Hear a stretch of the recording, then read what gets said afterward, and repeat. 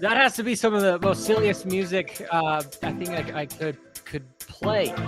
I keep getting like popped in for copyright for dumb shit, especially during the podcast, which makes it incredibly difficult to then continue to adjust it and everything. And so here's me first off this morning digressing. So I got my cup of Joe, which is literally this much espresso and like this much creamer. It's the only way to go about this morning. I've got I call him the mad scientist. What's up, Coach Rob?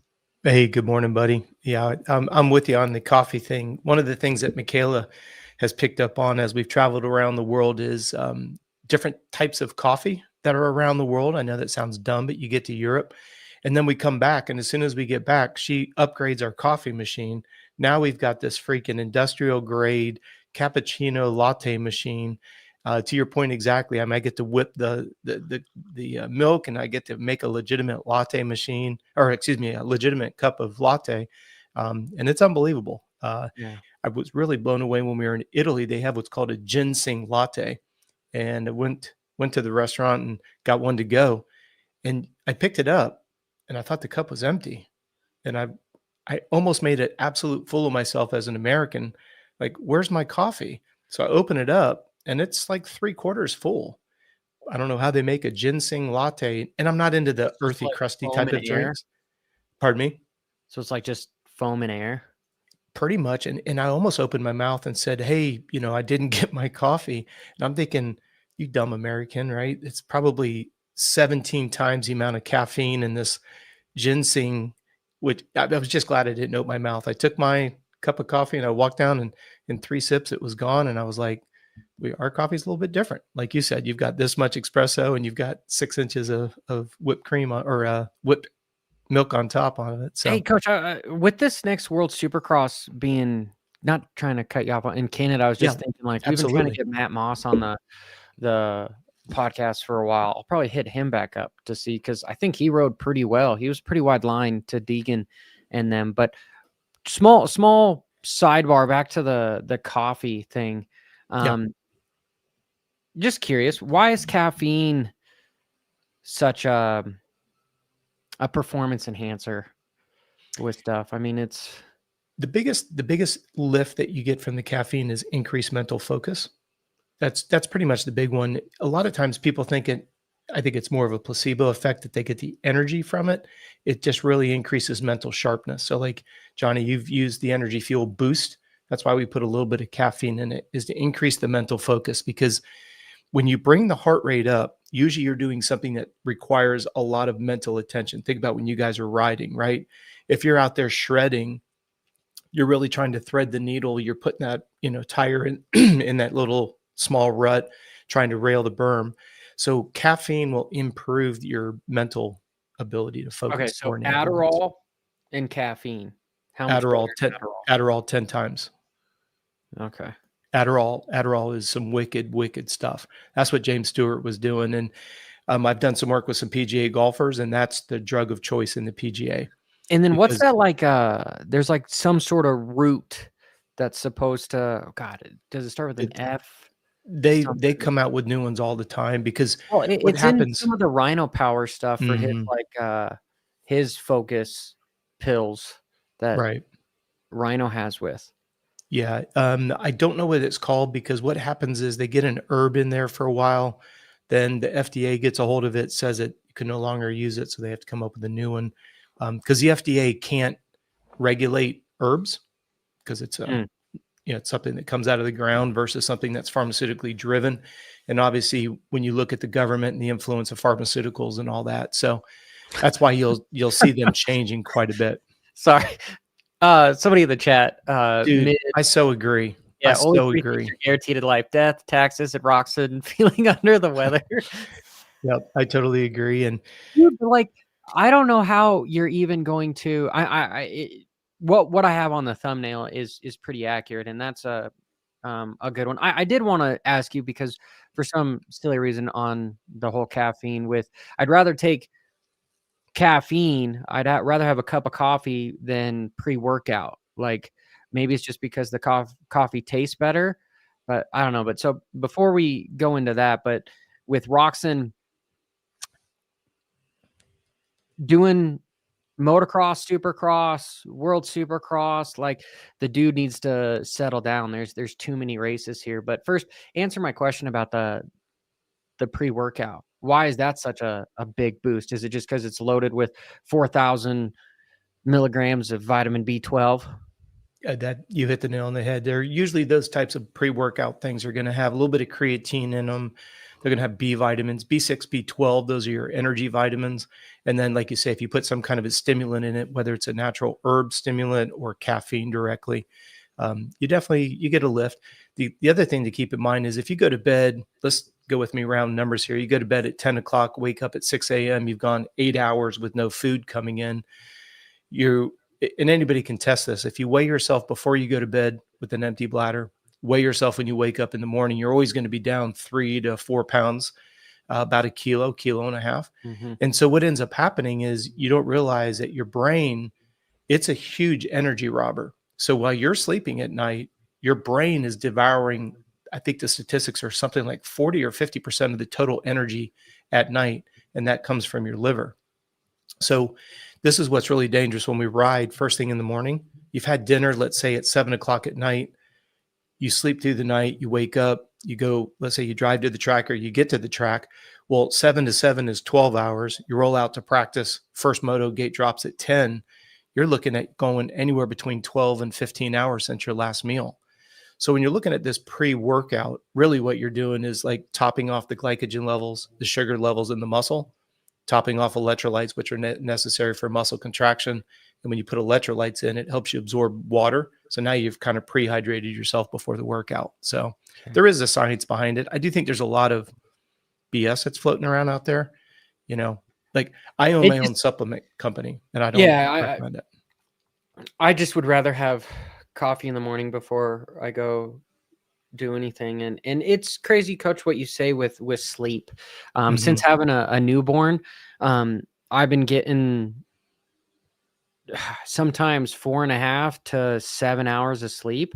And I've been slowly watching my HRV tank and also watching my resting heart rate go higher and higher and higher. And usually I look at my resting heart rate to be like, can I go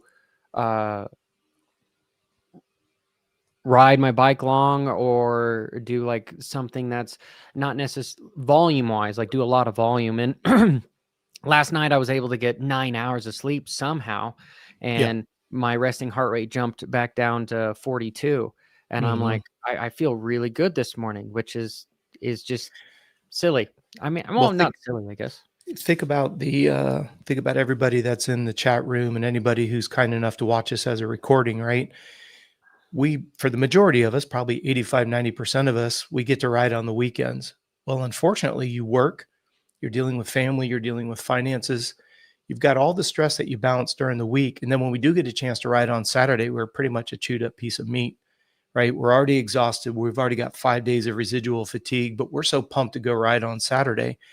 And I know I sound like I'm on my soapbox because this is my wheelhouse, but it really is frustrating for the end user when they realize, man, I got hurt because I started my ride session on Saturday morning already tired. And that's what makes this so difficult. That's why I love working with vet riders. That's why I love working with people who have jobs and families and other responsibilities, because that finite balance. And this is another, Johnny, you and I've had extensive personal conversations about this. There's this misnomer that the only way to go fast is to go sprint your brains out all the time. And I always say, if you have a motor and it's got 100 hours on it, you would think I'm an absolute idiot if I recommended that we go ride Millville in the mud with a bike that has 100 hours on it, right? The elevation, more load and strain. You add mud, more load and strain. And then if I said to you, don't worry about it, Johnny, just go send the catapult. The bike's not going to let go. You'd be like, you're a freaking idiot, dude. And what I want people to understand is when we put things in mechanical terms, you wouldn't take a tired motor and then go expose it to load and then be surprised that it grenades. It's just like Johnny, when I have you do field testing so we get updated heart rates, right? If you're already coming into those field testing exhausted, we're not really getting accurate numbers. So don't waste your time doing the testing. It's like dynoing a motor that's got 100 hours on it. What's it going to confirm? It's a tired motor.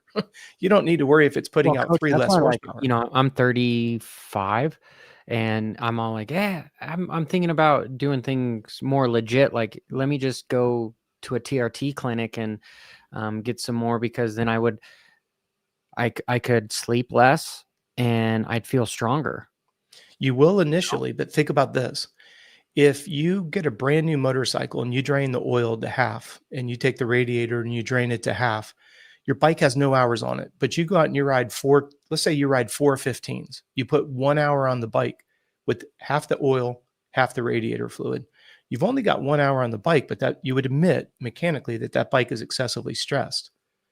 And that's the way I want you to think about your human body. But we don't live in a glass house, right? Everybody who's listening to this, family, Well, job, it's the partners. cheat sheet, right? Like, that's what I keep looking, you know, But like looking here's myself the at the. catch. Here's the catch though. You could go get TRT, synthetic testosterone, right? The I was problem thinking about is trying to see if they can give some Trenbolone, is what I was thinking.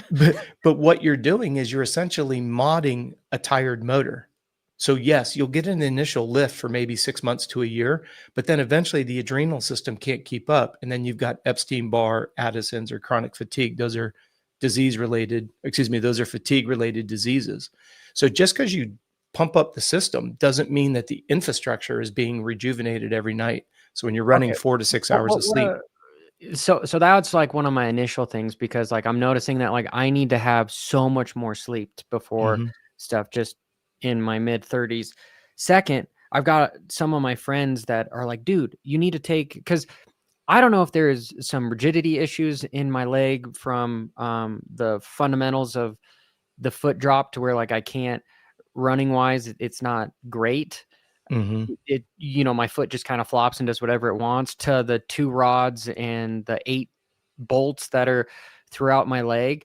uh you know, I've told you a few times, like I've stopped running, and even cycling kind of hurts. And so I'm like, maybe if I start taking some more peptides, and because everyone keeps talking about putting peptides in your joints, what is it, BB156 or something? BPC 157 with TB 500 is the stack that they talk about. Yeah. It's an anti-inflammatory. And they're telling me, Johnny, take this, you'll be great. And so I did, before my last Ironman, I did maybe 2 weeks of it, and then it was really, you know, talking with you, was really my IT band. It had nothing to do with my knee. So Mhm. it was a total waste of things. So I stopped needling myself there. But I'm like, maybe I should try that again, you know. It's never going to hurt, but what I want all the listeners to pay attention to is I don't want you to become physically dependent on anything, and I don't want you to be psychosomatically dependent. Can you imagine if you got it locked in your head, Johnny, that you couldn't do a workout unless you had a dose of creatine and you had to have a dose of this and a dose of that? Eat real food, sleep as much as you can, and just do your workout, put out the best you can. Why pay to have a good workout? When you're looking at something like the peptides, like in your case, if you do have a damaged knee, those peptides are going to help get that inflammation out of there for sure. Beneficial, absolutely, but don't become dependent on it. And it's the same thing like with synthetic testosterone, TRT treatments, or you know, HGH and all this other stuff. You know, a lot of the top athletes use human growth hormone, HGH, because it makes you lean. Well, the interesting part is your body releases human growth hormone when you get deep We're sleep. still So I'd live. much rather you focus on deep sleep than taking HGH. What's that, Johnny? Oh, dude, my whole, I'm hosting the stream and everything just tanked on my end. So I was like, oh shit, what happened? So I'll have to look back at it to hear what you had to say, coach. But No, it just, all I was saying is I don't want you to become dependent on something to have a good workout, right? The reason why we created how energy, much does good food really help? Because 100%. All right, here's okay, the easiest here example. first tell me, like, okay, tell me this. I know we're talking about World Supercross, but this is honestly one of the questions that I want to ask Well, the it's tied pro in with guys. it's tied in with Roxon being tired, so it's a great segue. Yeah, Go well, ahead, Johnny. because like when you travel, dude, like where the fuck do you get good food? You know, Mhm. because you got to be at the track Thursday, Friday, Saturday, and then you know you're at the airport.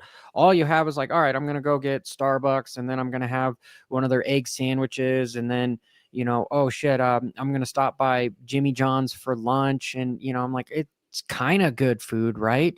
So it's just you're in this perpetual just crazy cycle of it's hard to find good food, because do we even know what really good food is? Like fruits and veggies, chicken, maybe lack of red meat. That's kind of what I want your perspective on is, first off, how the fuck do these guys traveling 33 weekends a year, they have to just travel with a shit ton of food with them, or a nutritionist and a chef to feed them? Because like how much, what is the actual data that coach, let's just say you've got, and I'm going to use like other sports for an example, because it's hard to say like Roxon, when he's on McDonald's, he's doing 202 lap times. And, when he's on his home cooked meal, he's doing 2-minute lap times.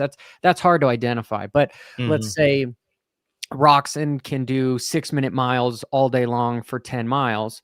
But then when he's on McDonald's, it's like 6:15s. Like, is there some hard evidence that food will make that big of a difference to elevate your heart rate and whatnot? Yeah, it 100% does. Like you say, in regards to putting it into quantified numbers, is it 2.7% better? The best analogy I can give you is if you go and you build a race motor and you put inferior fuel in it. We know what it'll dyno at. We take it over to Derek at HP Development. We put it on the dyno. We know what it can do.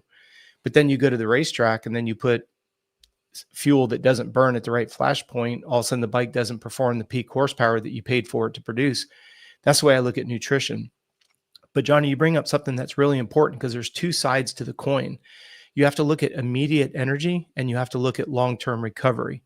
So if you're eating foods that are loaded in preservatives this is loaded in preservatives and they don't have a lot of nutrient density. Does that make sense? Walk in your grocery store, shop the perimeter, fruits, vegetables, and lean protein, right? You can get dairy, you can get the meat department, you get your fresh fruits, your fresh vegetables. You've got 90% of the work done. But when you look at the ability, let's just say you're burning 2,000, 3,000 calories during the day. You've only consumed 2,000 calories, but you've already burnt 3,000. You went to work, you maybe got a chance to ride and or cross train. You look at your Garmin at the end of the day and you've burnt 3,000 calories, but you only took in 200. Now you lay down to go to bed for 8 or 9 hours. There's no building blocks. So what happens is you wake up tomorrow with a suppressed immune system. The integrity of your tendons, your ligaments, and your bone density and thickness has now diminished, right? We could get into some deep blood chemistry, but when you do something like intermittent fasting, this gets into what's going on inside the body. The body will actually start to pull calcium out of the bone. It's all part about trying to keep things in the gut healthy, and there's all kinds of science behind it. I don't want to bore the listeners. But one of the negative side effects of intermittent fasting is you'll suck calcium out of the bone, because it's got to come into part of the uric acid cycle, part of the urinary tract cycle, the whole 9 yards. So without realizing it, you're doing something like intermittent fasting, pulling calcium out of the bone. So if I look at you 18 months from now, the magic number is it takes 6 months for the body to pivot. So as we talk today, no matter what workout you do today, you won't see the benefits of it 6 months from today. People don't like that. So when you're talking about the idea of food having an immediate, absolutely, put race fuel in or put diesel fuel in. Long-term ramifications, either you're rebuilding yourself daily or you're not. And if you don't, you have weak bones, you have real frail tendons and ligaments, and the muscles don't have a lot of integrity, which leads to a lot of injuries that could be avoided. And we said earlier, if you're already coming in exhausted on Saturday, you're just an absolute. Interesting that you say that food has such a big, I won't dime somebody out, on my YouTube channel, because sometimes I can be, pretty unfiltered on that. So it is called Unfiltered. But anyway, I will keep this individual's name a secret. But strong SOB, young kid in his later 20s. And I've seen him have a bunch of ligament issues. And, one of them was like just from being strapped to a snowboard, standing up, and snaps the ACL. And I was like, I don't understand. I don't get it. But you saying the guy doesn't eat as well, it's more processed food when it comes to a lot of Quality and quantity. That's the key for you, Johnny. Like when you're doing your Ironman training, right? Look at your calorie burn rate. Sometimes it's 3, 4, 5,000 Dude, I calories was in a day. Yeah. just And kidding. so I want all the listeners to pay attention to the idea that if you burnt 2,000, 3,000, and you only took in 2, when you lay down at night to go to bed, there's no building materials. So you wake up tomorrow weaker than you were today. You do that 3, 4, 5 days in a row, right? Every day you're in the hole 1,000 calories. You go to Coach, it's bed, so the hard though, body because like can't rebuild itself. eating is almost harder. I will just straight up and say it. Eating is harder than it is to put in the work. Putting in the work One is like the easy part, right? 1,000%. Then I would say sleep is probably the second hardest because you're like, one more show, or I want to hang out. I'm going to go to bed at 11 rather than 9, right? Yeah. I would say sleeping The is the problem second is hardest. the And problem then is you can't sleep unless you satisfy hunger. Think about your newborn son. If Paige doesn't feed him enough, anybody who's had a young child. What's the dread? You hear them starting to whimper in their crib at 2 o'clock in the morning. You're like, oh, I just want to sleep. Well, why is a little Johnny waking up? He's hungry, right? Sometimes it could be because he's got to be changed. But if you don't satisfy hunger, everybody listening to this show, none of us are immune to the what we call the hierarchy of needs. If you don't satisfy hunger, you don't sleep through the night. If you don't get into deep sleep, you don't release human growth hormone and testosterone. If you don't well, release testosterone and HGH, you don't wake up leaner and stronger.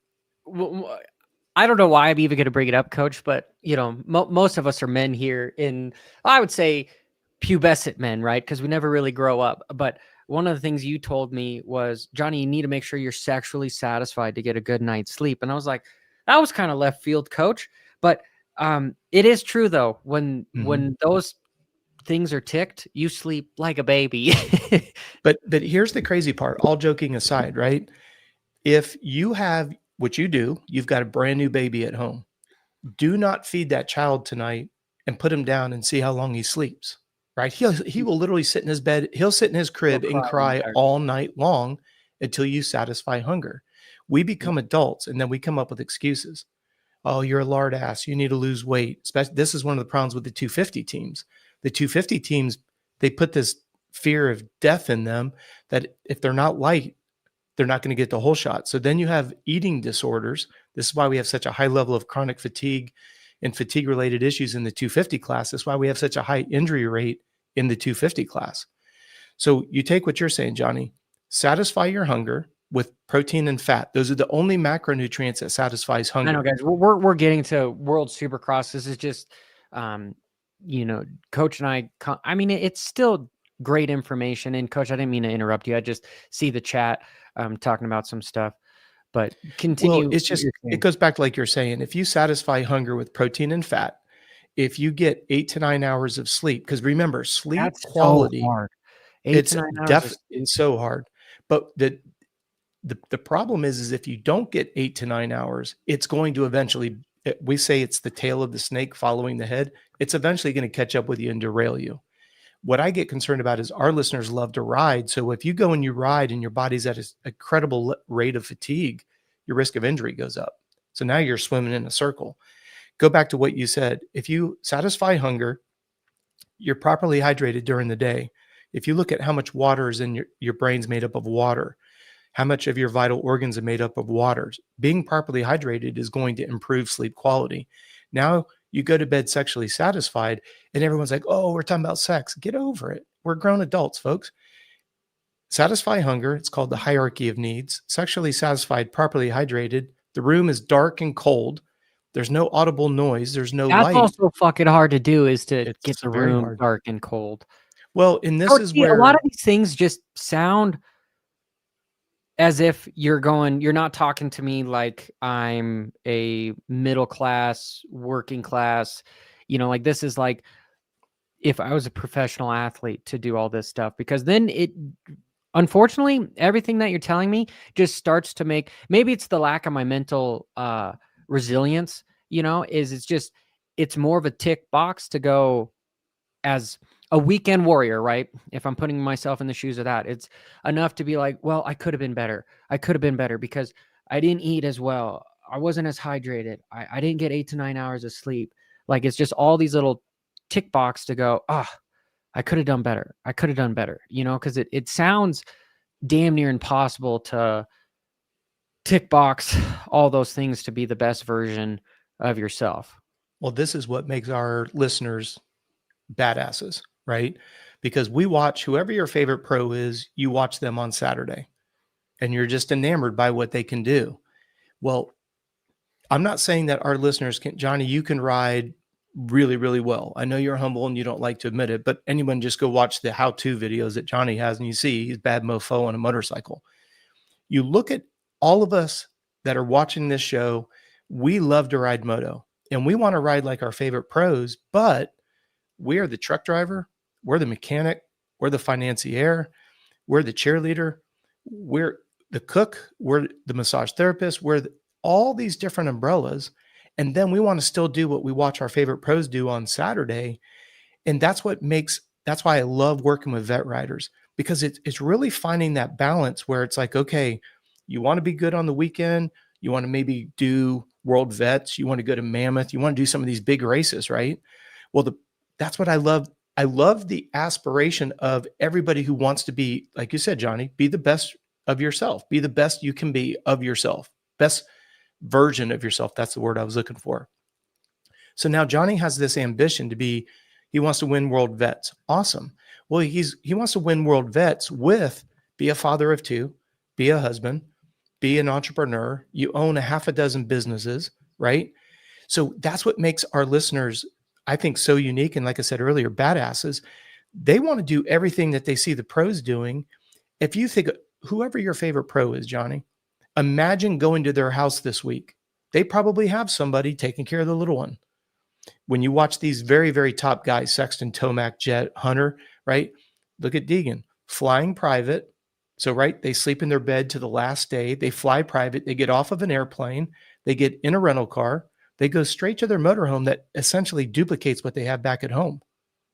So their bed, the thickness of the bed. Well, and I guess, go ahead. Excuse me. I guess that's what everyone says, that like, oh, it must be nice. But at the same time, like, I don't think many people would be that disciplined to be able to live that lifestyle, because there's a lot of sacrifices that need to be made. And just before we jump right into I have to interrupt you, man. G Moore, okay. Johnny, you can borrow my girlfriend. She makes the room dark and cold. That's the quote of the week. Oh, I was trying to unpack that. Like, that was good. That was very well. G Moore, I hope your partner doesn't watch this. That's the best. Oh my gosh. Okay. Sorry, I didn't mean to interrupt you. For the weekend warrior, right? Or for anybody that's just trying to do their best in some sort of a series. You're literally crying after that. Oh, that was good. Oh, that was good. That was just really good. I love the fact that we've got some really, great sense of humor. Like you said, last week you had to put somebody in timeout, but for the most part, everybody hears. And then Guy Lander says, I married her sister. Oh, dude, the couple weeks ago when I put somebody in timeout, like I felt like it was like I was a preschool teacher or something, because I'm like, hey, I'm all for say whatever the fuck you want, whatever. But when you're being atrocious to many people at the same time, like, but didn't ban them, literally just put them in timeout. It's like, we're grown men and here's timeout. But anyway, if I'm trying to be the best version of myself and win the novice class or whatever, what's better? Okay. Cause I'm just going to tell you right now, I can't do all of them. I can put in some of the work. Would it be better for me to try to focus on eating healthy or getting 8 hours of sleep every night? What's the best performance enhancer for me? One can't exist without the other. That is a bullshit answer, Coach. That's not what I'm looking for. Well, and here's the key. I can only do 2 of the 3. You just did 2 of the 3, right? Eat and sleep. Those are the 2 most important of the 3. Train. You'd rather think about it. If you never get your motorcycle worked on, whether you do it yourself or you're fortunate enough to have somebody else do it for you, if you never rebuild the top end, your confidence in that motorcycle starts to wane more and more as you see the hour meter going up. You're just waiting for it to grenade. So think about it for your wife. Think about it for your children. What version of you are they getting if you're hell bent to keep cross training and doing the things that you're doing, and by the time you get through work by the end of the week, and this is really hard, especially for men, where do we go when we're having a bad day? You have your partner, you have your children, everybody relies on you, and you're just smoked, man. You're like, I just want to hit the pause button and just go sleep for 9 hours, but you can't, right? The bills keep stacking up. Job starts tomorrow morning at 9 a.m. On and on and on it goes. So just control the controllables. You mentioned it earlier, Johnny, and it was mentioned in here by several of the people in in the chat room here. Food's a pain in the ass, right? Because if you look at fruits, vegetables, and lean protein, they're nutrient rich, but they're very calorie anemic. There's not a lot of density to them. It's hard to make it too. I think that's the That's a hard pain in part. the ass. It's time consuming to Mm-hmm. get the right stuff. And then honestly, like the dopamine sensation, I'd much rather go to Freddy's or In-N-Out and have a double burger than, something that's not going to satisfy I would say, those receptors that, oh, like this tastes really good, like my Costco cookies, Mm-hmm. you know. Um, Well, and that's what makes this such a difficult dichotomy, because you talked about earlier, not able to sleep.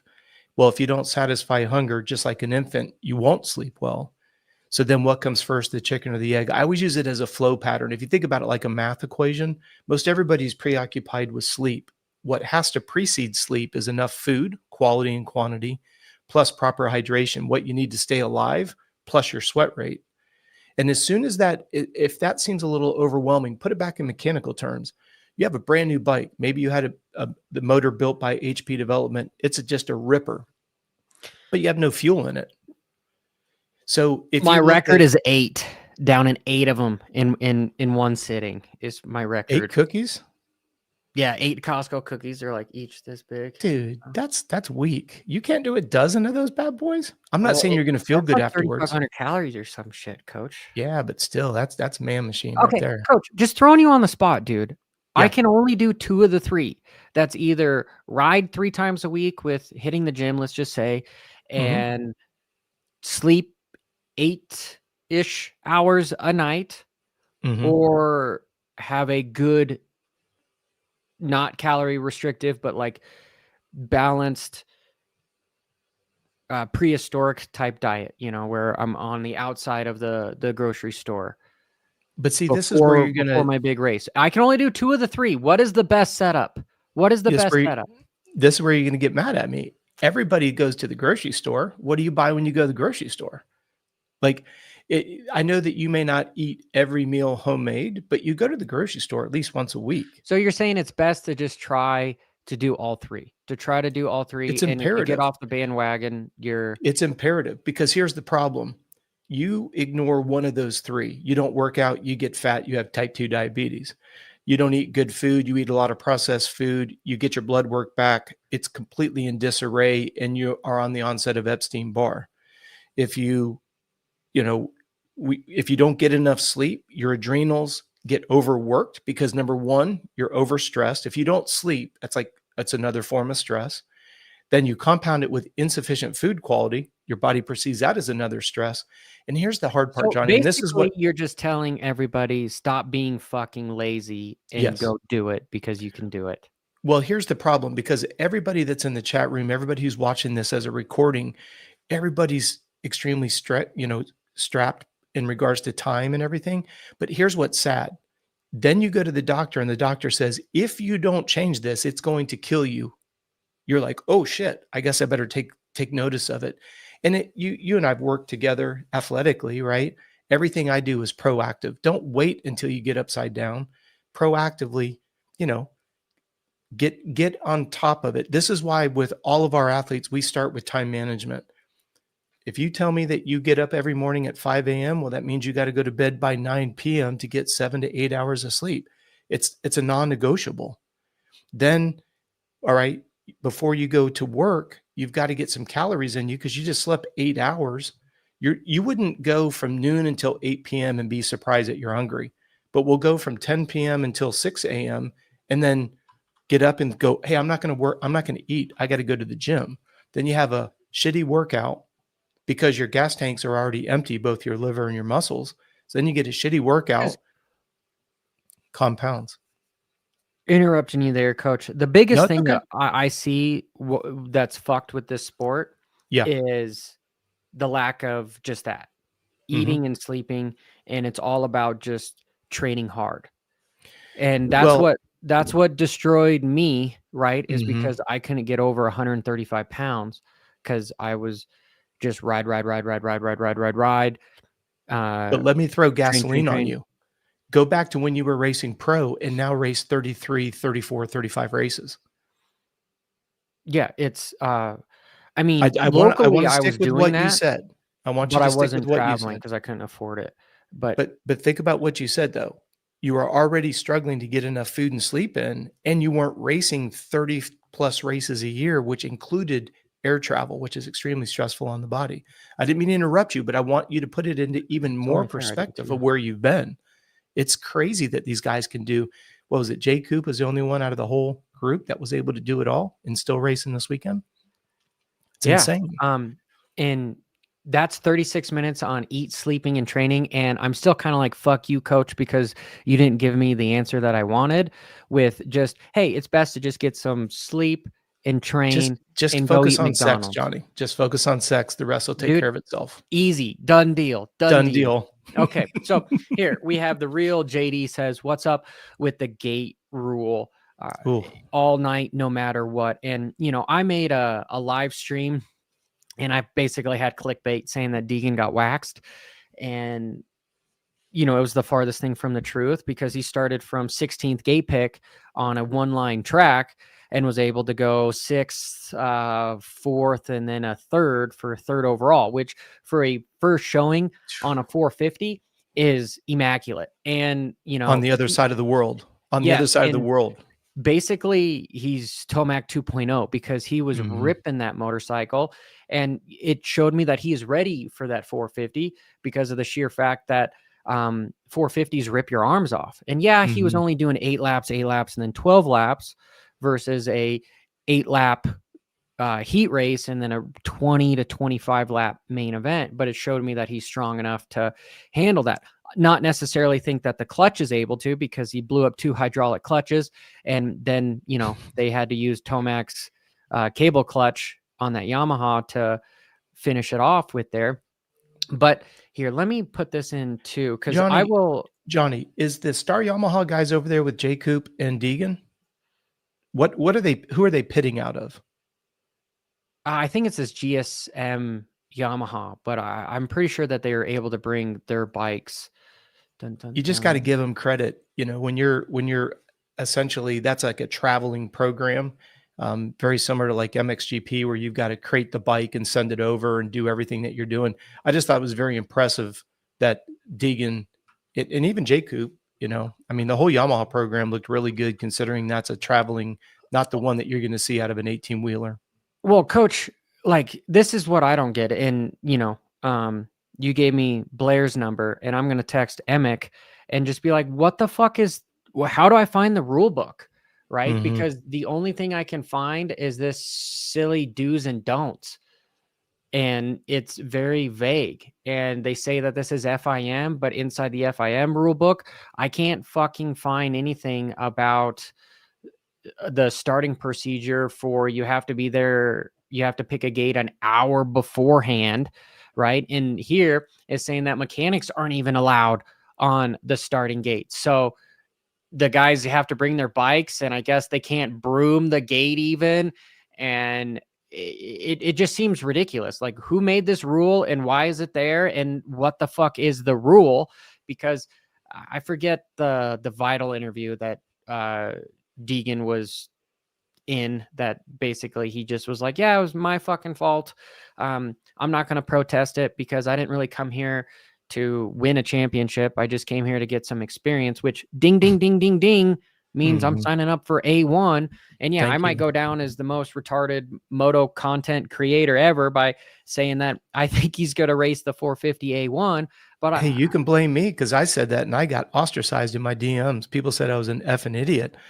And I just don't believe it for a minute. And I've said it here on your show. There's too much money on the table, as evidenced by him well, doing the coach, Fox think of this. deal.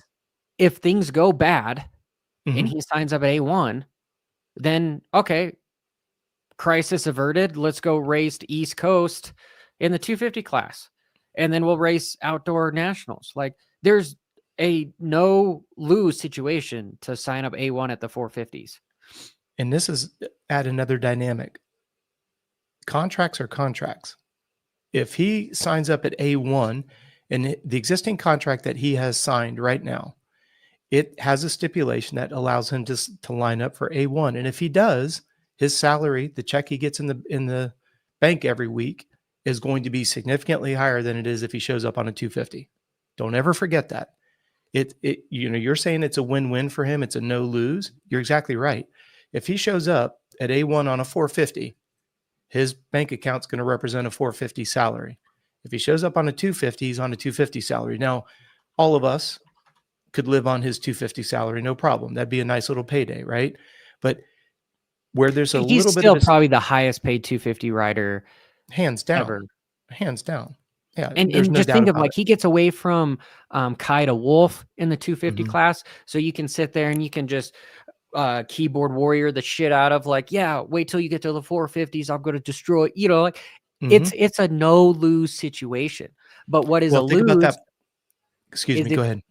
sorry, coach, if he starts getting waxed by Kaida Wolf, which I don't think he will, because usually when guys come over from MXGP and come race Supercross, because I think Sasha might, and then Kaida Wolf might, then I think Sasha might be geared for like the first couple rounds, and Lucas the same thing, here over in America. But your stock just starts to kind of dwindle down a little bit, and we saw things with like AC, with Christian Craig, with Ferrandez. If the 250 class isn't going as, even if you fucking win and destroy it, just Mhm. like Stewart's brother, Malcolm, you win the championship, but then you have no 450 ride. Mhm. If you're talking about like everybody in the world loves to have job security. And what's the best way for Deegan to have job security? Granted, like that's kind of an obituary type of a statement because he's never probably not going to have a job just because of his presence on stuff. But he is striking when the iron is hot. Everything signs to 450. Go deeper.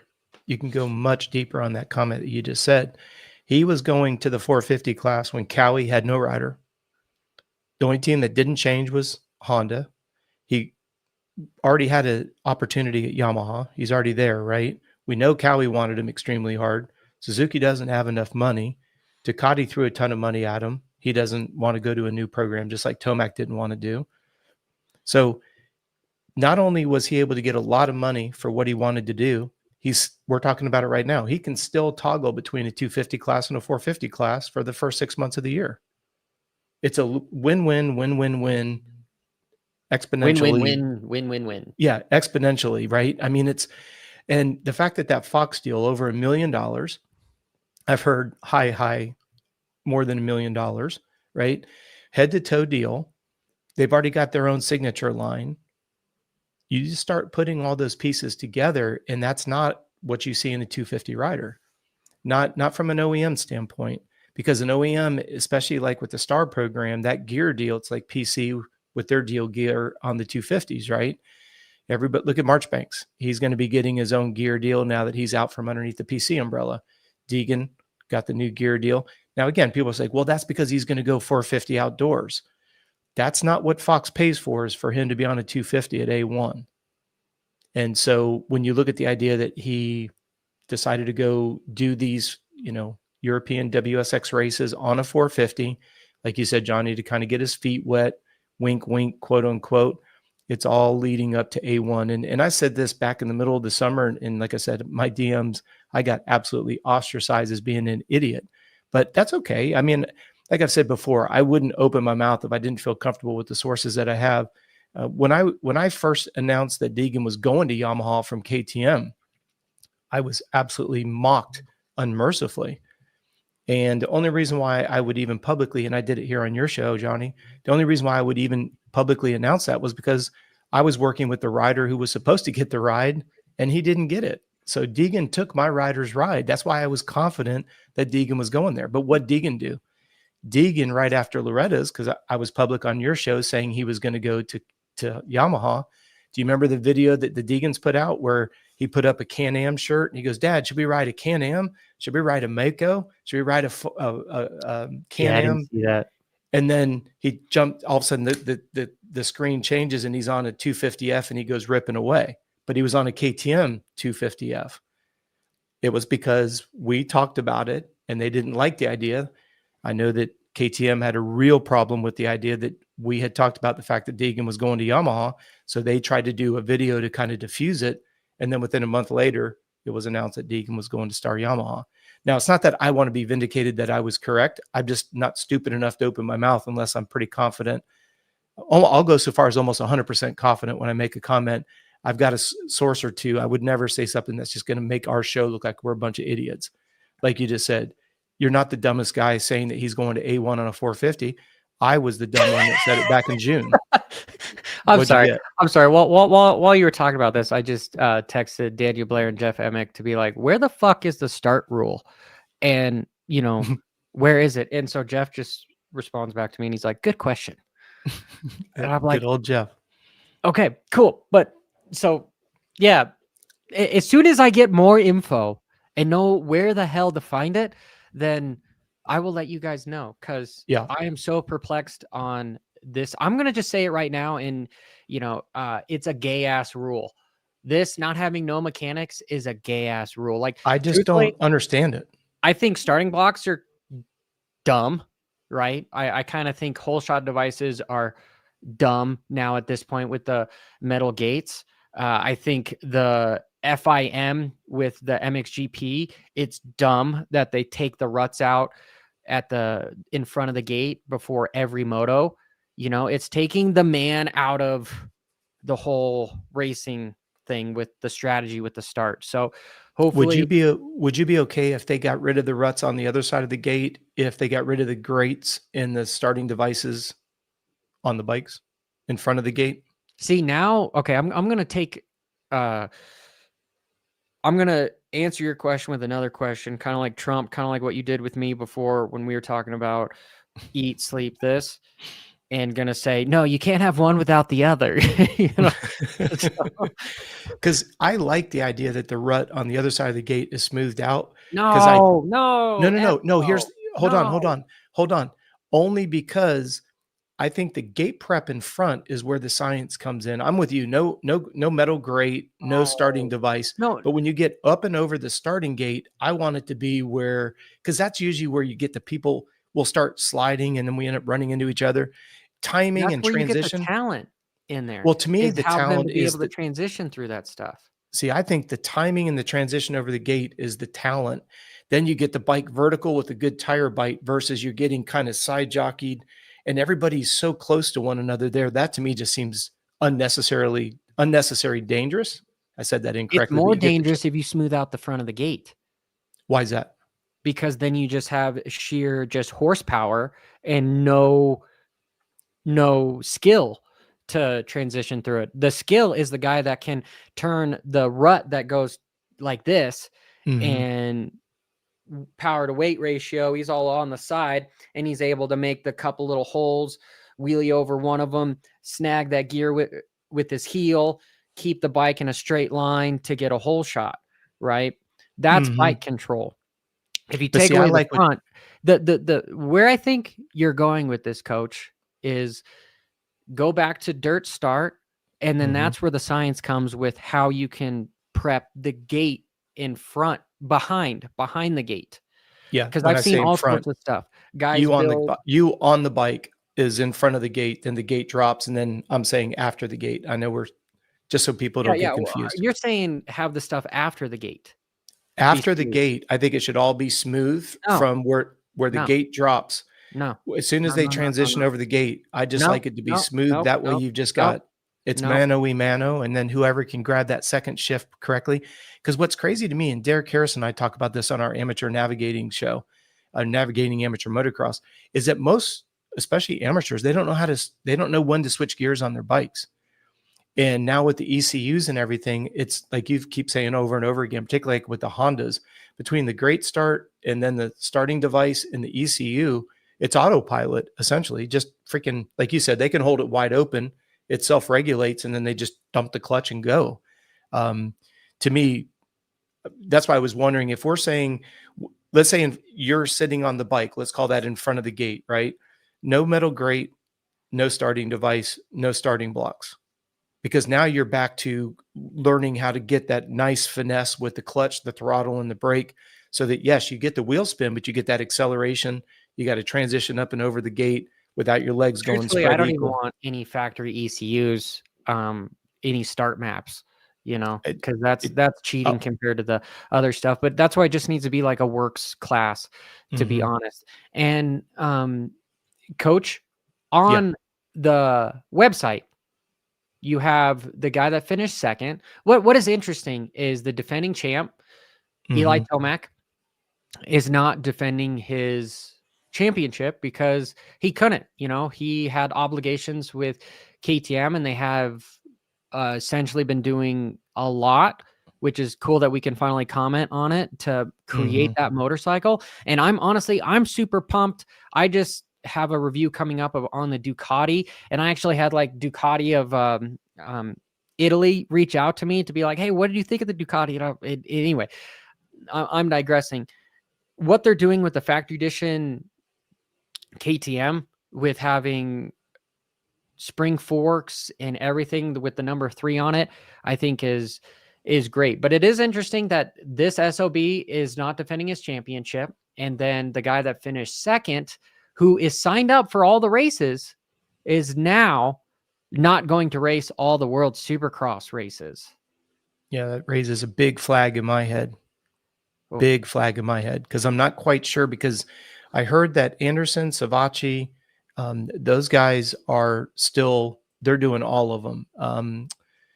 I'm sorry, Christian Craig, Jason Anderson, and Savacci are all committed to the full series, and now Roxon is not, which I think is interesting considering Anderson's on the same team. Okay. It's saying C28 is saying Roxon's points are about to transition to Colt Nichols. Which would be cool for Colt.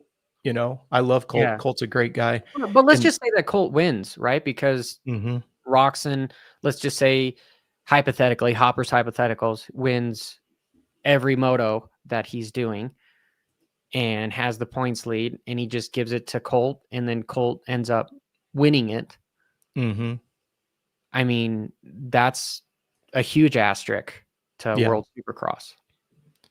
Well, I was just trying to see here. Colt, he's not in there. He's not on 250s no, or no, no, 450s for that matter. He would be the fill-in for. And truthfully, I would rather see Jason take over the spot. Like if honestly, I don't think transferring points should even be a fucking thing. You're saying that they can physically do that in this series? That's what people are saying in the chat room. Is they're saying that there's a rumor that Colt Nichols is going to A, be the fill-in, and 2, get Roxon's championship points for the remainder. Well, that doesn't make sense, because you could have Roxon do 5 of the 6 races, going with a big points lead, and then hand it over to Kyle Chisholm. It just doesn't make any sense that would be legit. That's where I'm like, okay, Daniel Blair and Jeff Emick, find the rule book for me, please. We can start looking at this stuff, Yeah. Because what the hell is this? I mean, okay, World Supercross, I said it in my live review. Great. It was actually a soccer stadium that had decent jumps. I mean, it did look like they kind of ran out of some dirt. The whoops were kind of big, but they pushed them back, and then the rhythms were sort of small. But for Argentina, that was a great staple. Okay. The track was built by actual dozers and front end loaders and skids rather than a backhoe. And the presentation was great. They had good announcers. Everything was good. Things went off without a hic.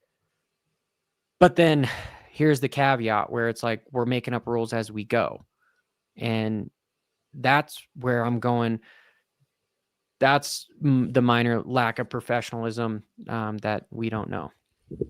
This gets very convoluted very quickly, because if you and I are promoters, right? You and I are World Supercross. We've got the 3 gentlemen who own Supercross or World Supercross, the 2 billionaires and the third guy.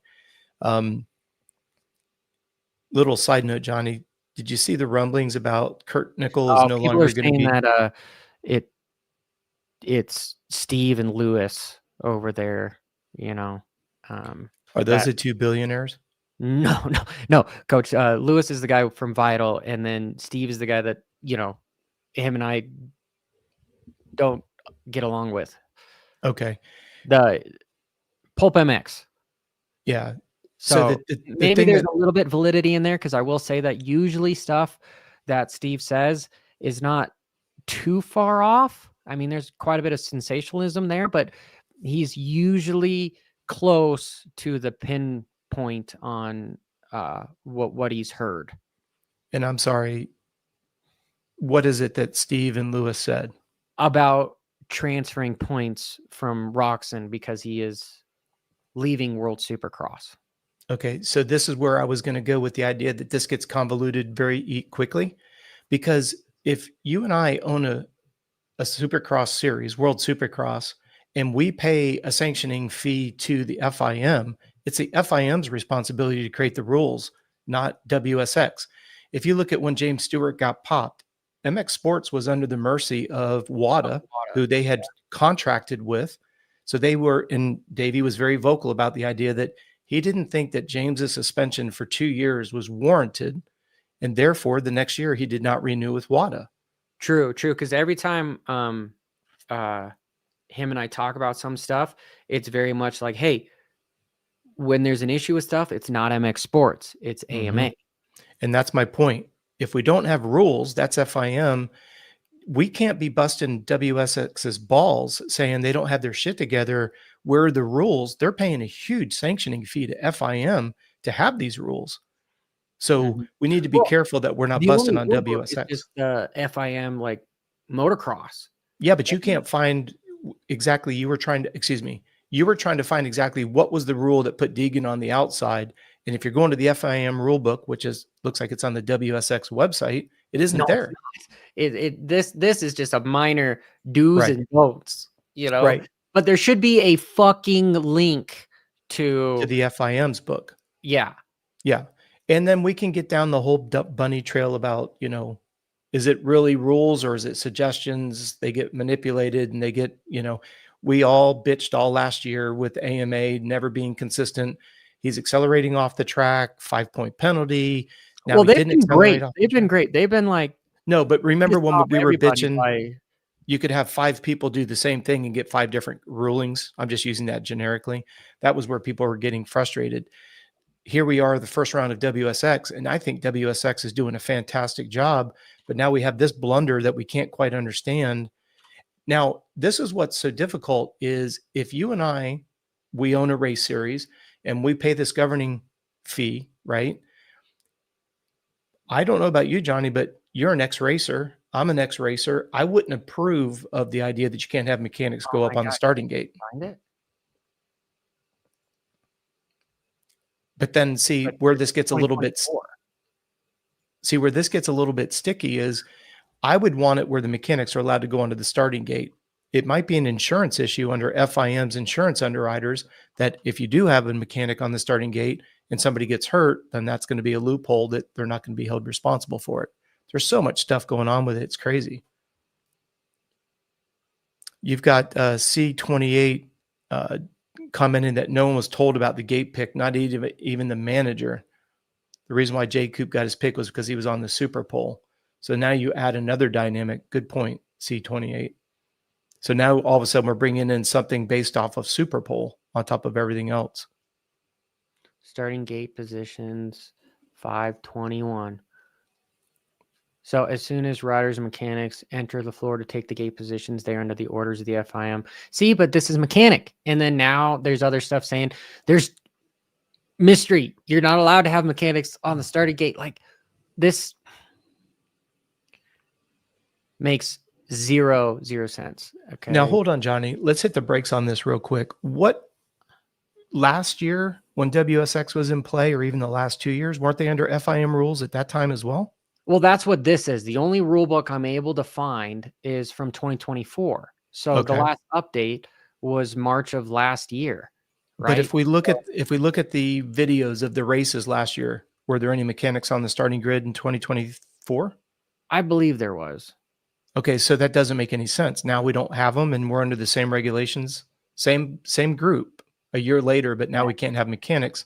And you're looking at a Trash book. guy is saying that the MXGP, no mechanics are allowed on the starting gate. They're not allowed to like. That's why they're all backed. But they're on the line, but they're not on the gate. Like they're quite a bit. Like at MX of Nations, you know, the guys rolled in. They had a starting block behind them, and then when he was ready to go, then they went up here.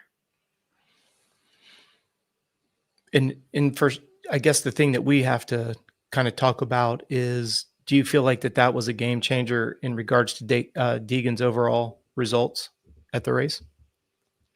100%. Daniel Blair says that it's a carryover from the MXGP rules. Okay. So but we can move beyond that. If the rules are the rules. If allegedly, let's just say that is true. That's dumb.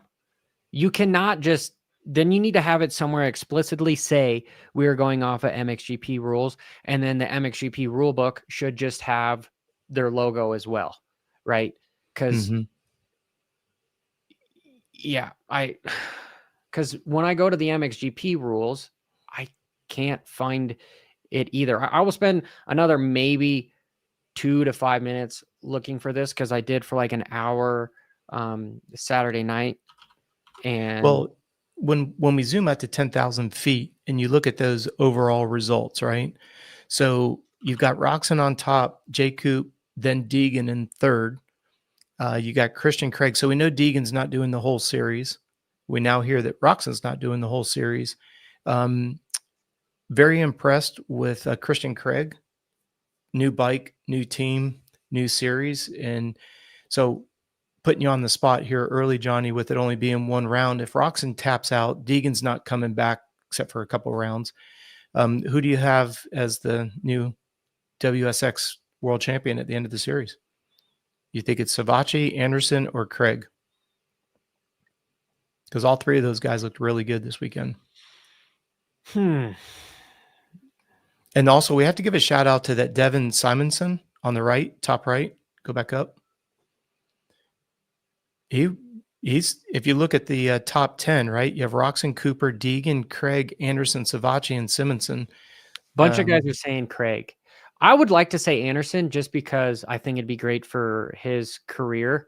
And I'm just a big El Hombre fan.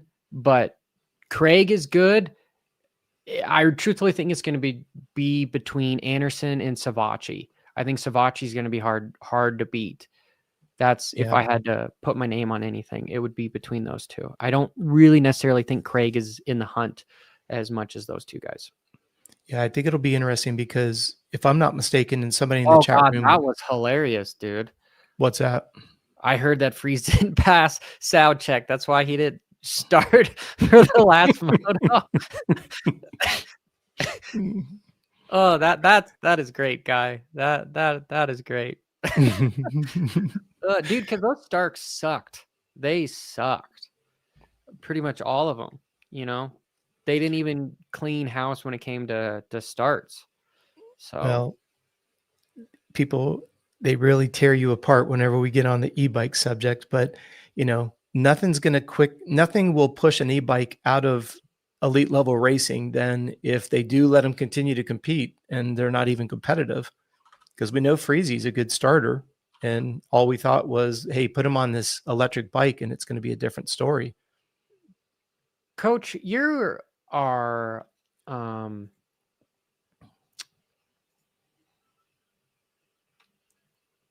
God, what am I trying to say? I'm a millennial, so then you are old fart. Go ahead.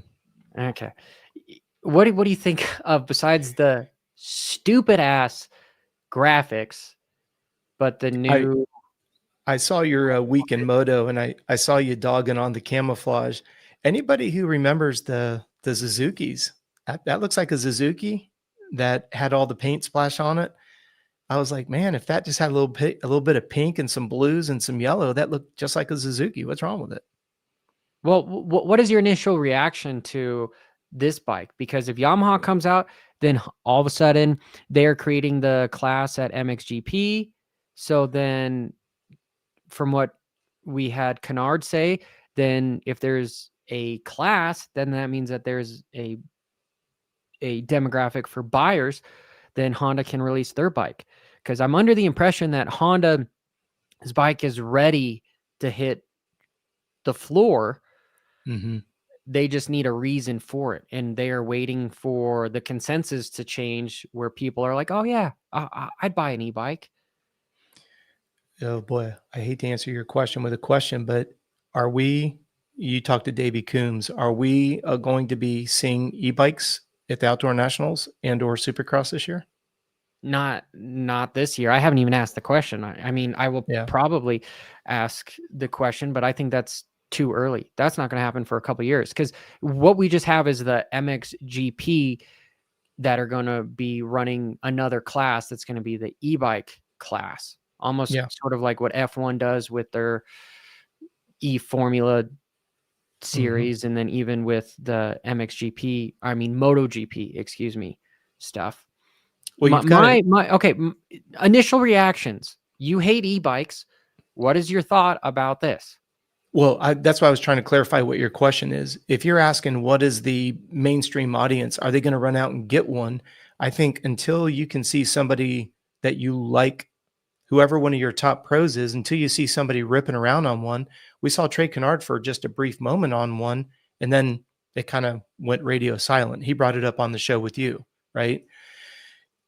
There's two things that are going on simultaneously. Number one, if these OEMs decide that they're going to roll out their e-bike, does that mean that, let's take the Yamaha that you just had right there, are we going to see J. Coop, Deegan, and then we're going to see rider XYZ on the e-bike underneath the same awning? So you're talking about like the transition between the 250 to 450, where we saw Doug Henry on the 400 because it was like, hey, this is the new bike. You guys are riding the new bike type of a transition. I stand corrected. Yes, sir. Exactly. Because if you're asking me, the main, I don't think that's going to happen. Are the listeners going to buy in on the idea that this e-bike is fast and reliable and blah, blah, blah, until they see it race? Again, Doug Henry, great point. He validated the 426, right? Everybody thought it was crazy. He goes out to Vegas and he wins first time on it. Well, look at where we're at now, 15 years later. What a stark contrast, no pun intended, right? So you look at the idea that Doug Henry, with the pressure release and the whole 9 yards, and he went out and won. Then people started talking about it and go, hey, maybe there's some credibility to this. And then before we knew it, there was an entire shift. God, I hope this isn't, I just was thinking, Coach,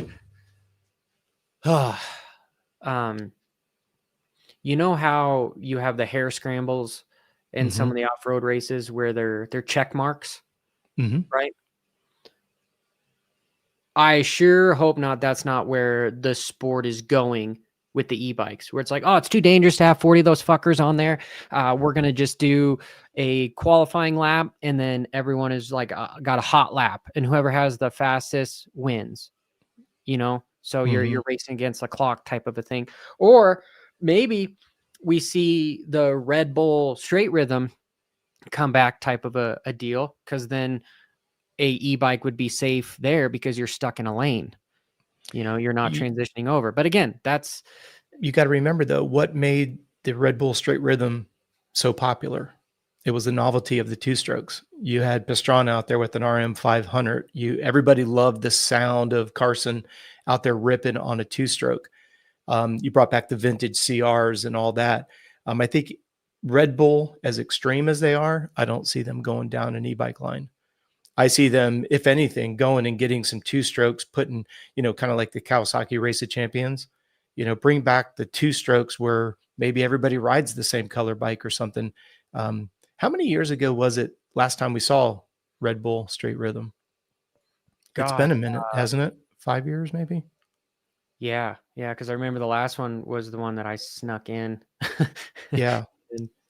And then you think about who we got to see at straight rhythm. You saw Josh Hansen come back out. We hadn't seen him race in a long while.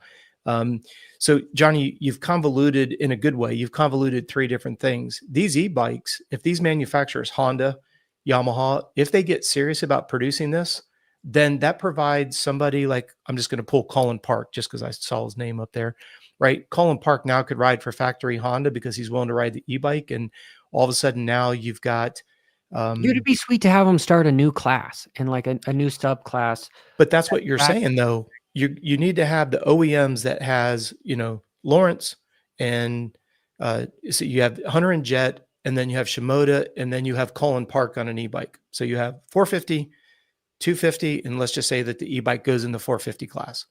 Well, then you go over to Yamaha, you've got Deegan, J Coupe, and then you've got an e-bike with Ferrandis on it, right? So now you have two things going on. You have a rider that now we're so excited the fact that we have Ducati and Triumph in here. We have two more teams, which means 5-6 more riders because Triumph still hasn't announced their 250 roster, which is supposed to be growing, which is good. But now if you have a legitimate, to your point, Johnny, have its own standalone class. But the problem is if you take 6 manufacturers, that's only 6 bikes on the track that are under an OEM factory, umbrella. That's going to give credibility to it because, like myself, I don't think it matters, Coach. I don't think it matters. Disagree. Like, look at the fucking 50 class. It's Cobra, Cobra. That's all you see is just Cobras. But what right? I'm not arguing with you, but I'm lost on what your point is. Well, I guess my point is like it doesn't matter if we only have 2 or 3 bikes out there. If it's Stark, Honda, and Yamaha, the gate is going to be filled, and it's going to be filled from generation millennials to what's the next one? Z's? I misunderstood you there. So you're saying, let's say there's 4 factory e-bikes out there, and then the other 16 spots would be quote unquote privateers on e-bikes. In Carbon Racing 43, we don't know why Roxon decided to only race a couple races. That's kind of the $1 million question. Yeah. That's kind of the $1 million question. I kind of went on a tangent on a different subject here, but it's lack of money. Maybe he doesn't want to travel any. To me, it's got to be money. It's got to be money, or B, he's sicker than he's keeping on. It's not just food poisoning. You peel back something. Let's jump on it for just a quick moment. When Roxon first went over to that series, it was relatively easy for him to be able to sweep that series and take the championship bonus. I don't know, Johnny, you're good on statistics. I don't know how much did he make winning WSX overall the last 2-3 years. I'm going to guess $1 million. He was probably guaranteed. Well, I know he was contracted the first year for $500,000 just to show up, and then the next year, I believe it was a 7-figure deal to get paid. And this year, if knowing Roxon, he probably negotiated himself more money than he ever has. So something either fell through, or that's Let me back the train up. You think Roxon, let's say year number 3, 500, then $1 million. You think this year he's able to negotiate a bigger figure, knowing that Webb, J Coupe, those guys are coming over as well? I don't think he was able to ask for more. I think he was lucky that he still got offered anything. And maybe that's the discrepancy, Coach. Maybe that's why I'm wondering. That's what I'm wondering. But why would he agree to even do the first round if the dollar amount for the whole series was not already pre-approved or pre-agreed upon, rather? Well, that's where there's a stipulation, because truthfully, like if there's injury clauses in a lot of the contracts we see here in America. So if he doesn't contractually fulfill his obligation of all 4, 5 rounds? I think 5. Then he doesn't get paid. So there's had to been some sort of a loophole where that's the only reason why I think we're seeing him not pull out completely. Is he has to contractually finish to get paid. He's doing bare minimum to get paid, and then he's out, is where I think this is going. And when we say paid, guaranteed appearance money, show up money. Yes. Gotcha. I don't think it has anything to do with championship or winning bonuses, because from what I have heard, allegedly everything goes back to those teams, and almost a little bit like SMX, where the finish goes to the team and then they can decide how the fuck they do it. But truthfully, there's it's all just kind of salaries from the teams paying the riders, and then the series is paying the teams to show up there, and the team gets fined if they don't have it. And I think this is where, when we were originally talking, where it was like, just leave Jason Anderson to run the flag for Pipes Motorsports Group. Well, that's a problem, because if one rider checks out, they're contractually obligated with the series to have 2 bikes there. So they have to have somebody. That's where you have Mathis saying that Colt Nichols is probably going to be the fill-in guy. They have to have somebody there, or they lose money. And give props to Dustin Pipes and the group over there, right? They won 5 at the opening round with a new rider in Jason Anderson. So we tend to forget how much R&D, how much money's been spent getting those bikes over there. Yes, I know it's all part of the WSX. You know, they give them a stipend for travel and all that, but we can't lose sight of the fact that Dustin, he's, as much as we mock the Suzuki, right? Literally, since he got Roxon on that team, we mock Kickstart Kenny. And look at 3 years, 5 years. How many years has Kenny been on Hep Suzuki? God, at least 4. So think about that. We all kind of scoffed at Kenny going there, and now they've got Anderson with them. Anderson's no slouch. Yeah, but you know what I mean? That's a Twisted T bike. No, but just how cool it is, because Suzuki was all but disappeared. You know, after RCH folded up, Suzuki was like, if you were on a Suzuki, it was kind of a joke. And then Dustin has clawed his way back to. And Coach, I was making the joke because, you know, they're all saying that he had food poisoning, and then, you know, they show him kickstarting his bike, and I'm going, well, if he needed to save energy, they should have put a battery and an electric start on that thing. Well, another joke along that same thread of thought was his agent Astafin being on Jace's Gypsy Tales show, talking about the idea that he can be on certain juice because it's a, non-sanctioned event when the WSX first got started, which was kind of an interesting comment. And a lot of conversations was that's why Kenny was able to kind of finish the season this year, because they're not drug testing at the Outdoor Nationals. So the idea, and even Feld is not testing either. During that deal, that was 4 years ago or so, I had some of the teams reach out to me because allegedly about Kenny, what? Well, because allegedly Kenny was refusing to follow through with a drug test because it was contractually he didn't have to, so there was a big fight, and then guys were trying to somewhat get Kenny disqualified and whatnot. So I mean, you bring up a conspiracy theory of maybe that's why he's getting out, because if he finishes it, then you have to get tested. But at the same time, I think it's the previous. I think it's more of just the money, and then he's out because maybe he's sicker than we think he is, and he wants to be ready for A1 because that's 2 months. But he's been sick for 5 years. He's had this quote unquote ailment since he left RCH.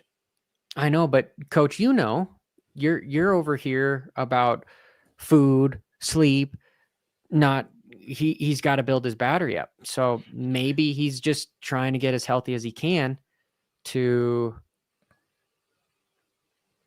for A1. But see, that's what's so interesting is why would he race the Outdoor Nationals? If you've already got an athlete who's struggling with energy, why would you go ahead and put him through Outdoor Nationals? Well, he didn't race the entire Outdoor Nationals. He raced enough so that he could qualify for the money race, SMX. And you just validated my entire point. So what's he doing at World Supercross? I'm sorry. I didn't mean for that to sound snippy. He just is doing the bare minimum outside of Supercross to keep making money, right? He didn't do all of the outdoors, and now he's not doing all of WSX for what? To be able to go back and do Supercross. And remember when McGrath signed the first Supercross only and everybody raised holy hell? Yeah. And my point is, and I'm not trying to be nebulous here. The point is there's a reason why McGrath went to a Supercross only contract. There's a reason why these guys are leaning towards only a Supercross contract. The promoters don't understand this. I don't know why they can't seem to get it through their heads. You are not going to be able to force these dudes long-term to keep up the pace that you're asking them to do. What was it? 30. I had the number. I think it was 34 races they did total. It's 33. 33, right? You can do that when you're trying to force a privateer or some of those second tier riders. But when you've got the clout of some of these top guys, You get shitty racing at the end, coach, is what you do. Like in Supercross, come Denver, the last couple rounds of Supercross, everybody is phoning it in, right? And yeah. then when I was at the SMX rounds, everyone, like MX of Nations was cool to be at because everyone was like, they took cocaine for one more race, because it was just like, sweet, we're happy to be here. Yeah. But SMX, everyone was just like, fuck, like it's over, finally it's over. And these are very passionate individuals. And that's Sure. the track crew to the flaggers to, the riders. Everybody was exhausted for it. But you've said that now for the second, maybe even the third consecutive year. I've said it for the second, maybe the third consecutive year. The lion's share of the subscribers in the chat room have said it, and the promoters don't give a shit. They haven't wavered one bit. They're like, this is what we're doing.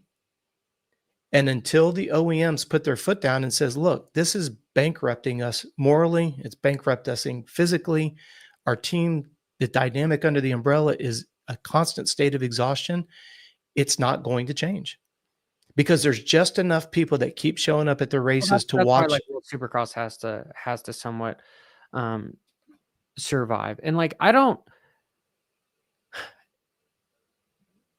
it's like trying to bite the hand that feeds you. Everyone is at mercy of the promoter with that. But see, the dollars drive the decision. So until us as spectators aren't going to be willing to go and pay to watch a decimated field, as long as that stadium hits a certain threshold, dude, that's those why promoters. I would. Sorry, coach, I'm interrupting. I would love to have like a 14 race series, 5 motocrosses, the rest supercrosses, keep the SMX, but just be like, A1 supercross, then like race 5 is a motocross, then race, and maybe have it a little bit later to where it's warmer weather. You're not dealing with the harsh cold, right? Or even the, you could have it between March to July.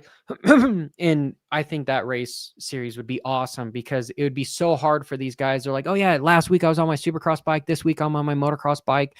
And guys that are good at supercross aren't necessarily great at motocross, and vice versa. I think the points would be mixed up better. It would just be an all around more fun super motocross. Like that's what I'm thinking of. The super motocross championship series is that.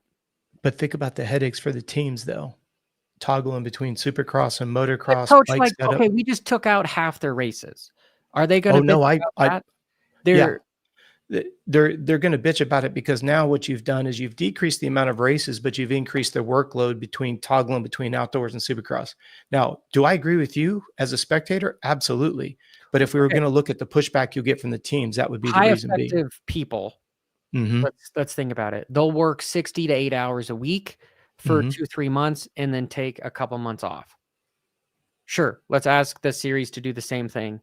And I think once it was done, everyone is great. Right now, the series gets 4 weeks off and then everyone is back to work, which you just made me think of something that's going to be interesting to see when we get to A1, because we've had 2 significant team changes, right? The entire Kawasaki team is different. Marchbanks is the only constant theme there, but you've got Sexton on a green bike, big problem. You've got Tomac going over to the KTM, right? You talked about the idea that they really only get 4 weeks off. Can you imagine? Like, because 2 of those guys, or Tomac did Nations, so he lost another month there, at least 2 to 3 weeks on the bike. So you have an extended series, and you've got to figure out a new platform.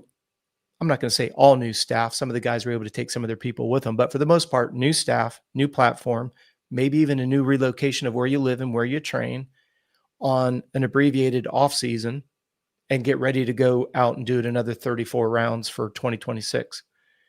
When we get to the first 5-6 rounds and you see that Sexton is not gelling well and Tomac's not gelling well and Prado's not gelling well and all these, now the conversation is going to come back. We don't have enough time in the off season to allow for a team change. That's going to be a new dynamic that's going to get added to. We need a longer off season. The fact that we didn't see Tomac on a KTM at Destinations. Think about all the conversations that took place behind that. We got to give Star Yeah, because his Yamaha. deal was actually over with there. Exactly. And then when I asked him about it on the podium, not on the podium, but at the press conference, he did the whole Trump thing where he didn't answer the question, which was think great. About how much you have to give Star Yamaha props that they were willing to continue to keep those resources underneath him. You got to give Tomac credit. Tells me that he did not burn a bridge there, even though, like, what's the deal between the Monster and the Red Bull? That to me sounds like a big burn bridge. I don't see many people transfer energy drink brands too often. Well, but step back from that. That's kind of out of Tomac's hands. But Red Bull's going to have to buy him out of whatever contract was left on his Monster deal. That's not a personal thing. This is why James Stewart didn't go to Honda, because James Stewart was a Red Bull rider. And at the time, Honda was muscle milk. That's the only reason why James didn't go to go to factory Honda, was because of muscle milk. I was hearing shit like, if I remember what I was hearing in the pits, where guys were talking around like it was a $3 million deal for Tomac to go to KTM versus, because we were talking about Tomac going to Ducati, you know. And after riding that Ducati, dude, I personally think it is the best first gen, honestly, the best bike you could buy right now, stock wise. All right, hold on to that thought for a second. Hold on to that thought for a second. A year ago, we had no idea what the take was going to be on the Ducati. You've ridden it. You've ridden a lot of bikes, and you have a lot of positive things to say. You educated me last week. They went a little bit cheap on a few parts here and there, right? But if you if you have the checkbook, you can change all that stuff. Well, that's where I was going to go. Can you imagine who was supposed to get the Cowie ride? Was it Levi Kitchen that was supposed to go there, or was it McAdoo? I think it was McAdoo first, and then Levi Kitchen. Marchbank's got the ride over. Fuck, what's his name? I was talking to him. He was the privateer that was riding his ass off. Was it Harrop? Guyoid? Oh, I could see it. Guill. Yeah. That I was getting the consensus that he was supposed to get the ride. Well, we know he tested. We know he tested for sure. Yeah. And I think this again goes back to, and I said this last week when I kind of got on the thought of, I think Marchbanks will do really well on the 450 because he's already been riding the Cowie. Truthfully, I don't think they should have dropped Jason Anderson. Jason should have still been there. We all agree with that, but he got shafted because of the Prado situation. It was just musical chairs, and he was last one standing. They threw a shit ton of money at Prado, and it just didn't work out. Jason got the short end of that stick. But go back to McAdoo, go back to a Levi Kitchen. Give me a couple other names that are 250s trying to get out. I mean, Forkner. No, Forkner's going to retire at Triumph. He's got a very lucrative deal at Triumph there. If he can't, if he starts to do Levi. Well, so if I go off the Cowie guys, you got Levi. Somebody help me out. Oh, there it is. Valentin Gilliard was the name that was supposed to get the Cowie. Thank you, C28. Here's where I'm going, Johnny. A year ago, Tomac tested the Ducati, didn't like it, didn't want to build a bike. The idea that Anderson ended up not going over there, the fact that you get a chance to ride it, your first impression is pretty good. We were on a text dialogue earlier tonight. I didn't get on my bike. I rode that bike out of gas. That's how much I enjoyed that motorcycle. And you and I were on a text thread earlier today, and there's some people that are testing it that are like, this bike is phenomenal.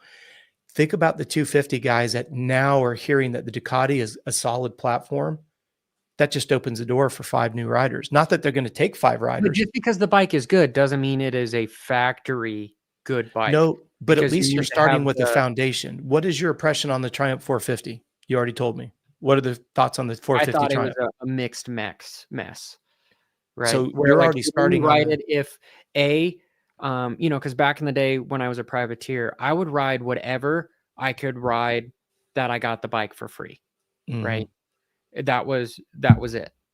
And now that I'm older and my checkbook I'm going to purchase something that I actually like, and the Ducati is is there. But honestly, you know my views, Coach. I don't want to spend 2 hours working on a motorcycle to go ride it for 2 hours.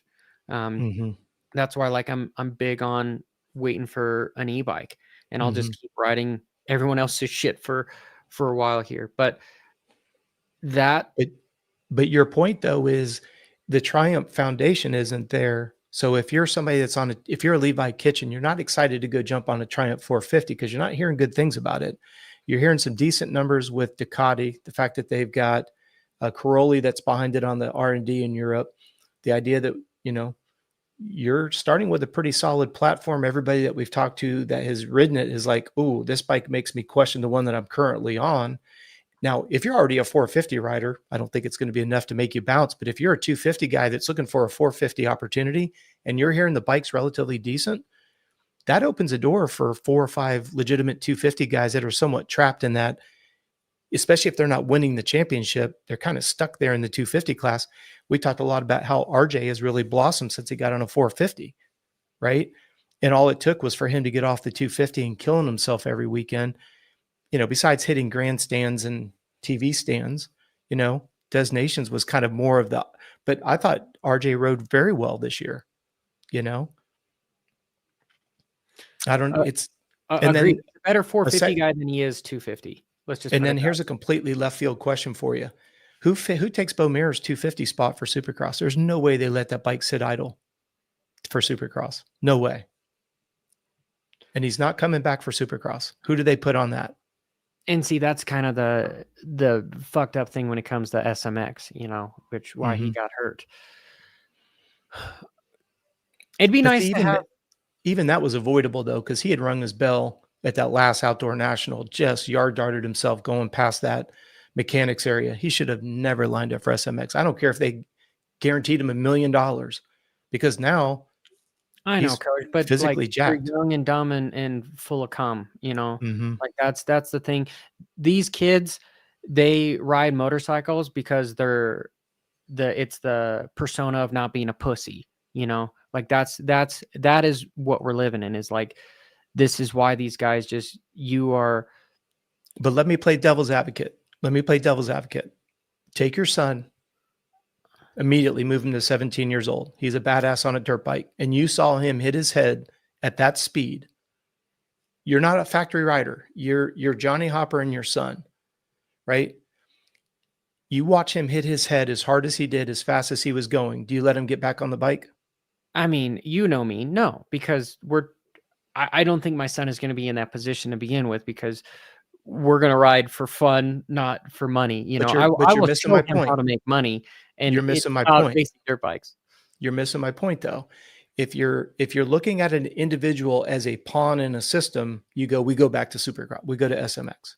If you're looking at it as that's somebody's son, that's somebody's partner, he just rang his bell, he's going to start speaking in monosyllables if he does it again here in the next. And sure enough, he goes out and blows his back out. Now he's got a burst fracture. You cannot tell me that burst fracture is not directly related to that concussion. There's no way that you'd be able to get me to believe that. Because we always say in the physiology world that the second injury is always worse because you didn't recover from the first one. And when you're dealing with concussions, a lot of these sports, they require 3 to 6 months on a concussion. Say it again, Johnny. It's a missed opportunity for him to be healthy, because without Deegans to race against and Tom Vial, he is a good proponent to win the Supercross championship, which is sad to see that he won't get the opportunity to. Mm-hmm. And the way I look at it is the amount of money he would have won in SMX, let's just say it was $250,000. And yet, if he wins the Supercross title, that's $500,000. That's just from the OEM, not counting gear deal and everything else. That could be close to $1 million bonus by winning Supercross. But he was told, hey, we got to go to this SMX thing, because he's a pawn in a system, not looked at as a human being. And I think the riders have more say in that, so I do think that it was not as pressured as maybe you perceive, Coach, if I'm being honest. And I think it's just because of that. You live in a world of you're only as good as your last race, and these guys want to prove how good they are. Like, But you can't say that honestly, Johnny, because Beaumaire, his contract is, because he's that high up on the pecking order, he gets a check whether he's injured or not. So there's no reason well, so then when my you and I are argument private. stands that he wanted to do it. That like it No, was. I think he was pressured to do it because of the whole political landscape of we need you out there for SMX because the field's decimated. And this is another example. When you and I, right, we're sitting here talking about the idea that we're looking at the final round of SMX and who's not in it. There was a hell of a lot more people who weren't in SMX than who were in SMX that started the season. So that's where you start getting the pressure on the OEMs. It's like, we don't have, your entire KTM team is decimated, right? The only Plessinger's not racing, Sexton's not racing, so KTM is out. You look at the Yamaha started with 314 250 riders. They had one guy there that was there to win, and they had Anstey, and they brought back Cole Davies. Both of them rode like shit. Both of them were picking themselves off the ground. Davies came back too early too. Yeah, but so did Max Anstey. And Max was out almost the whole summer. And then he's coming back because it's the big selling point of all this SMX money's available. It's exactly what we said. It's the law of attrition that doesn't look good, that we started the season with all these healthy teams. And we've got the Honda boys are the only ones that were there. Hymas was out, but you had Shimoda, Jet, and Hunter. You look at the Suzuki guys, right? Then you look at the Kawasaki guys. Prado was already a debacle. Anderson was already out. You start putting all this together. Why Beaumaire had no reason to go out there except for the fact that he was pressured to be there. Because these top guys have injury clauses, Sorry, I'm just reading some of the. It's got to be a mix of both, Coach. Yeah. I think a lot of it has to do with age, and then also, like what you're saying, is there's potential that there's pressure there. Well, it just goes. All I was trying to bring in that whole conversation is, like you were saying, less is going to be best. Well, less is going to be best. Like you said, just let's do more consolidated races, less of them, and get better quality so that we've got, I think back to when you think about the Honda days when you had RJ and you had O'Mara and you had those guys, you wanted to see Bailey and O'Mara. And when it came to Cowie, you wanted to see Wardy and Warren out there. And then, you went to Suzuki, you wanted to see Barnett and Howerton out there. And when we get over, and then now you look at these teams and it's like, besides with the exception of Honda, nobody had a full roster at the end of the season. And we're like, like you said, I think, what'd you call it? Sailing it in or mailing it in by the time we got to the end of the series. And it's just, who wants to see that, All right, Coach. Ending the show. Yeah. Who wins between these two this weekend in Canada? I'm going to go Roczen. Just because of familiarity of the platform. I don't know if Tomac's been riding since Destinations. What would that be? 5 weeks? But Tomac is the defending World Supercross champion. So he knows the platform. The platform or the bike? Oh, you're talking about the platform, aka the motorcycle. Yes, sir. I'm sorry. Yeah. He's only been on it for, when was Destinations? 4 weeks or I guess 5 weeks this weekend. And you're going to race against Roczen, who's been on the same bike for 3 years. I just have to go with the comfortable on the bike kind of thing. That's all. Yeah, I'm going to go Tomac. That's fair. I think he is more of the sprinter. His riding style fits more of that 8 lap, 12 lap type scenario. Have we seen the track yet? I need to try to look up the track map again. Because what I'm going to be very interested in, and we all have the same question, how's Tomac going to like the frame? And I'm very curious to see, are we going to see more of like an arena cross? Frame? I think he's going to love it. All I'm saying, Johnny, is if he gets if he gets a couple of these under his belt, let's say it's a super tight track, like an arena cross type track, he's only going to get better when we go to the stadiums. See what I'm saying? Because that's what we don't know. I mean, he's got the cable clutch, which he wanted, which is pretty cool that KTM would do that. I thought that was huge. I mean, can you imagine the R&D to put a freaking cable clutch into that bike? That's big, right? But I mean, when you look at it's like, we all say the same thing, right? Oh, he's flying at the practice track. That's all we hear during the months of November and December. Oh, he's flying at the practice track. But this will be good though, because he'll get in a race environment and we'll be able to see if he likes it. A lot of guys are saying that the real tale of the rider is going to be in Australia, his second race. I think that's fair because he's got more time on the bike. He'll actually have some race experience underneath him. But to your point, Johnny, would be surprised if he won? No. Will be surprised if he loses? No. Because it's a I'll be win-win. surprised if he is fifth or worse. That's the thing. If he's third or better, it's like, okay, that's Tomac, right? Yeah, but it depends on the track. It just because there's been tracks at Tomac when he was back on his Yamaha. The week before what was that one weekend the track matters. I don't think the track matters. Bullshit. There was that one race that he won by like 15 seconds, and then 2 weeks later was like in 14th. He's like, I didn't like the track. I went as fast as I was. Is he going to run the scoop tire? Is he going to run the scoop tire? Because he loves that scoop tire. Oh, man. Anyway, guys, make sure you hit that SOB of a like button and subscribe button. And you guys enjoy your week. And I'm going to have the Ducati review out. I've got another like small tutorial to come out. And then I also have the lines video to come out. So keep those up. And yeah, Coach, until next Monday, right? Or